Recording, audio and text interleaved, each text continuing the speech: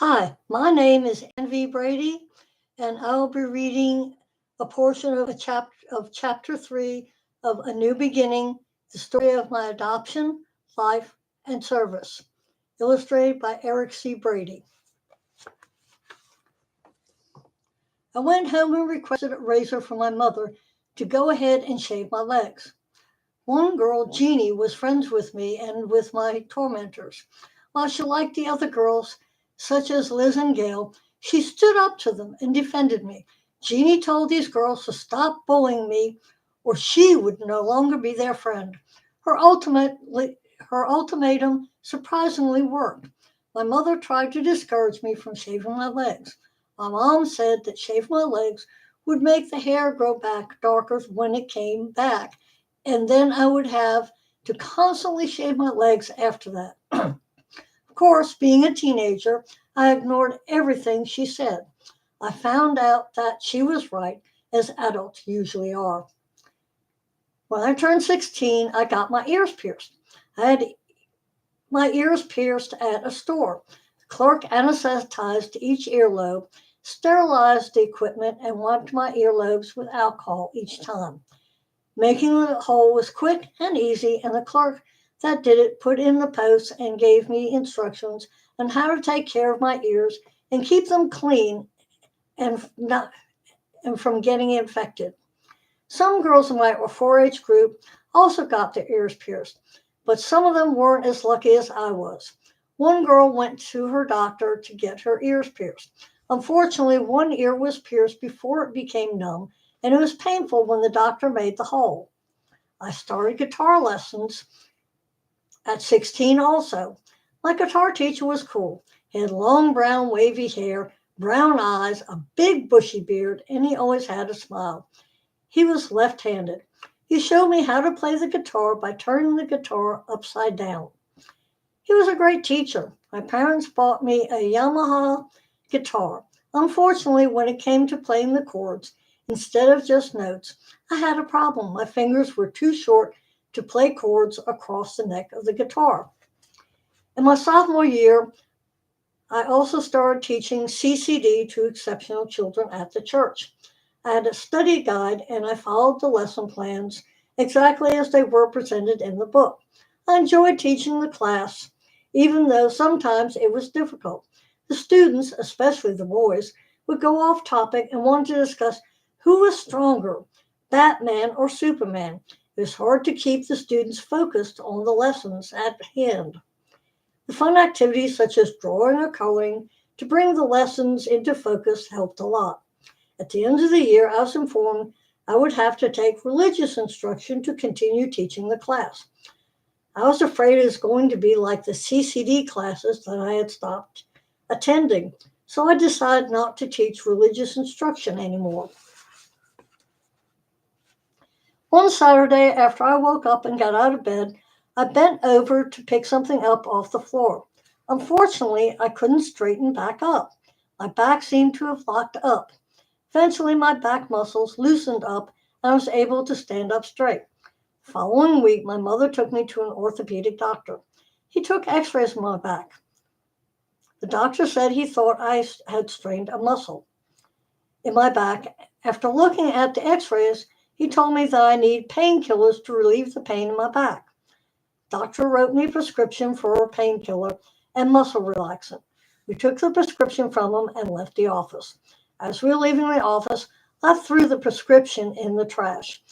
I really don't remember if I tore it up or not. I told my mother there was no way I was taking any painkillers or drugs. In the spring, I asked my parents to buy 2 tickets to the Grateful Dead concert that was coming to Nassau Coliseum. My parents bought me the tickets and I didn't want to go alone, so I decided to ask a male friend of mine if he wanted to go to the concert. The person I really wanted to ask was Stuart, but I was afraid if I asked him, he would know that I was interested in him. I didn't want to ask a girl because I felt you don't go to a concert with a girlfriend. My parents drove me and my friend to the concert at Nassau Coliseum.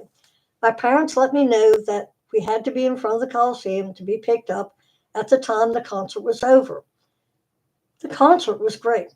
The opening group was Deep Purple. They played Smoke on the Water, among other songs. Grateful Dead played Keep On Trucking, along with other songs. The floor was crowded in the Coliseum, and people were passing around wineskin and joints.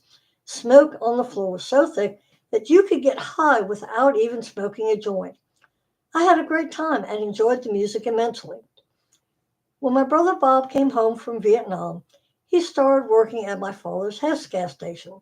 He and Betty lived with her parents while they saved money to buy a house. One of the things that my brother learned when he applied for a VA loan was he was told flat out that he couldn't get a VA loan because he fought the wrong war. They eventually got a loan and were able to buy their house in Wantagh, Long Island, New York. One thing I enjoyed was when Jack, Betty's father, took us fishing with him. In the back of their house was a canal where he had his boat tied up to a pier. He offered to bait my hook for me. He was pleasantly surprised when I told him that I knew how to bait my own hook, but thanked him anyway. I remember one time while baiting the hook with bloodworms, I saw a little hook come out of the mouth of the bloodworm toward my finger. I screamed and dropped the worm. After Jack told me that bloodworms can't bite you and suck the blood out of you, I was fine with baiting my own hook again. I was used to hooking earthworms, not bloodworms.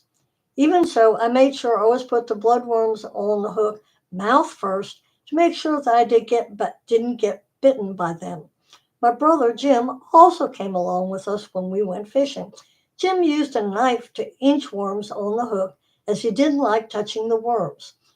Jim never liked getting his hands dirty. One Christmas, Jim bought me a great album, Peter, Paul, and Mary's 1700 album. I love playing it. I have always loved listening to music, especially rock and roll music. Several weeks later, Jim asked me to lend him the album he had just given me for Christmas. I refused, telling him that I was afraid he would trade it. Jim had a habit of trading with his classmates. He also didn't take care of records at all. He would leave the records in the back of his car, especially on the ledge below the rear window. He would forget the records and they would melt in the sun. I can't count the number of records destroyed that way. Jim assured me that he wouldn't trade the album and that he would bring it back. Next time I saw him, he apologetically told me that he'd given my album to his fiancée, Joan. I was angry and let him know it, but there was nothing I could do about it. I also switched optometrists because the optometrist I had since I was a child refused to let me get contacts. New optometrists furnished me with hard contacts, and while getting used to them was hard at first, I loved them. The first day I got the contacts and put them in, not having to wear glasses constantly slid down my nose was wonderful. Problem was that when I got home, when it came time to take out my contacts, my father decided I needed to take them out in front of the whole family in the living room. He placed a giant mirror on my lap. And of course, I had trouble getting the contacts out because everybody was watching me. My father got hysterical and insisted I call the eye doctor because I was going to lose my contacts in the back of my eye and go blind. I had to explain to him that that wasn't going to happen, that it was physically impossible for that to happen. I finally figured out how to get my contacts out. I had a big fight with my father as he didn't want me to wear contacts ever again, and I was going to wear them whether he liked it or not. Sometimes during the year, the principal of Mineola High School would call an assembly in the auditorium. Once it was for the whole school to see the movie The Raven, starring Vincent Price, Peter Lorre, and Boris Karloff. We went to the auditorium straight from homeroom. Stuart and I sat together in the auditorium. We enjoyed the movie thoroughly and thought it was funny. A lot of the other students thought the movie was horrible. They expected it to be a horror movie, not any humor in it. Another time, the whole school got to see the movie To Kill a Mockingbird, starring Gregory Peck. It also was an excellent movie. Another time, we got to see an alumnus of Mineola High School. After he graduated Mineola High School, he met Marcel Marceau. Marcel Marceau was so impressed of his ability as a mime that he invited him to come to France to study underneath him. When he was able to earn enough money to travel to France, he looked up Marcel Marceau and was able to study with him. One of the biggest problems that I had with hard contacts was they tended to irritate my eyes. I have to say that I love the contacts for two reasons. One, I look better with contacts, and the other reason was I didn't constantly have my glasses sliding down my nose. Glasses sliding down my nose caused two problems. It caused trouble with breathing, and the focus of my eyes kept changing. The focus stayed the same when I wore contacts, so I didn't constantly have to buy new glasses because my eyes had changed. One year, the eye doctor I was seeing gave me a new contact prescription. I told the nurse, per the doctor's instructions, that the prescription was changed.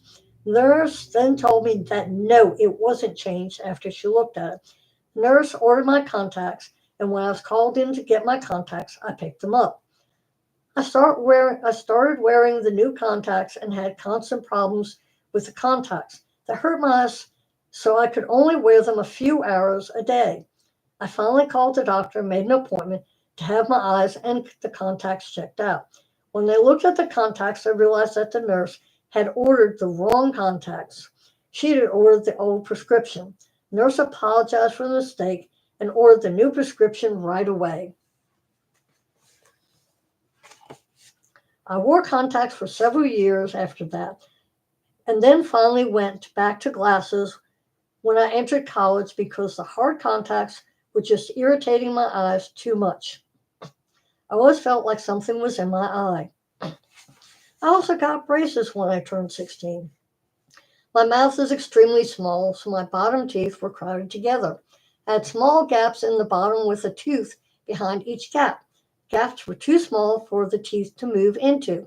So to make room for the two teeth, the dentist had to remove a tooth on either side of my mouth. He then added braces on the bottom, which he cemented in, and a retainer for the top. I wore the retainer for about 2 years before I had the retainer taken out. The braces on the bottom weren't taken out until I was ready to go into the Army. During this time, I enjoyed watching shows such as Flip Wilson, Captain and Tennille, The Carpenters, Eddie Rabbit, Mac Jones, Jim Stafford. I also enjoyed watching The Dick Cavett Show and Sonny and Cher. Enjoyed staying up late on Friday and Saturday nights watching old Betty Davis movies such as Dark Victory and All About Eve. I also watched swashbuckler movies and movies like The Three Musketeers and Zorro. Some of the shows I grew up were Batman with Adam West, The Hulk, The Magician, Superman with George Reeves, Honey West, and Charlie's Angels. During the summer, my mom decided that I should trim the hedges. She didn't want my dad trimming the hedges. When I asked her why, she said it was because he was known as the Butcher of Broad Street. She explained that when he trimmed the hedges, he trimmed them so low that all was left were the branches with no flower. All that was left with were the branches with no flowers, no leaves, and it looked horrible. So that summer, I started trimming the hedges. I'm afraid of heights, so my dad held the ladder for me to keep it steady. The problem I had was that my father was a jokester and shook the ladder while I was on it with the shears in my hand. I complained to my dad about shaking the ladder, as I was afraid of falling off. He told me not to worry about it and that he wouldn't let me fall. I just asked him to stop shaking the ladder, and he eventually did. And that is it for today. I'll read some more tomorrow. I hope everybody enjoyed it and that you all have a good day. And thank you for listening to me read my book.